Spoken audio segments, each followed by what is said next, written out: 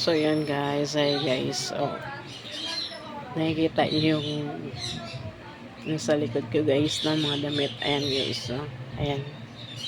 So mga damit ko yun guys, bakit na mamaya yan ang mahal ko. Dito niya ilagay. Ayan, dito sa luggage ko.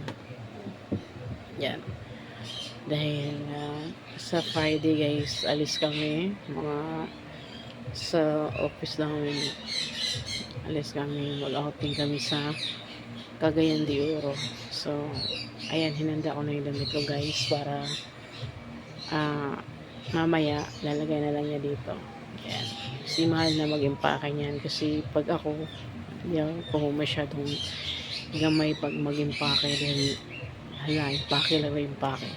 So, ayan guys, so nilabas ko na lahat yan para siya na lang maglalagay mamaya. So, ayan guys, shout out po pala sa mga taga-CDO dyan.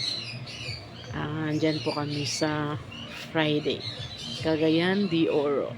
And yan lang guys, kita kits, bye. So ayun guys, impake na tayo guys, inimpake na ni Mahal. Ayan, ang aking mga damit. Ayan, para bukas pwede na kami. Ayan.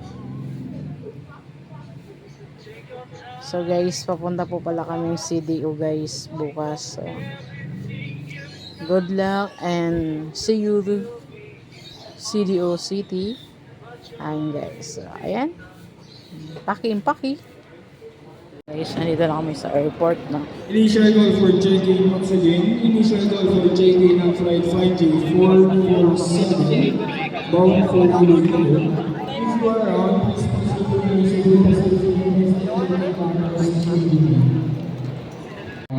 very much. Upang matiyak na maayos at hindi makakalang ng boarding, mangyari po kayo magtulog tayo ibigay sa aming nananahan very much. Isang paalala lamang ng bawat pasahero ay maaaring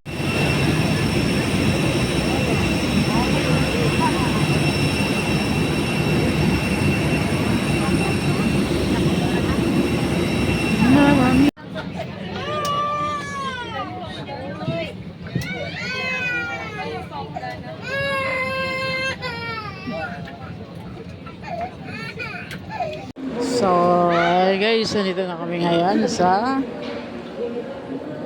CDO Airport.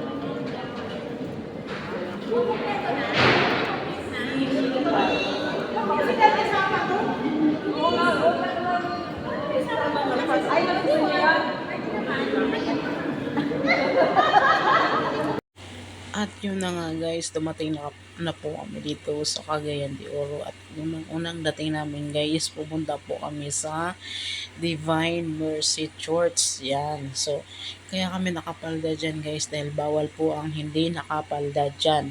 Pag nagka-short ka, bawal kang pumasok. So, ito guys, ang picture. Papakita ko sa inyo guys, si Papa Jesus.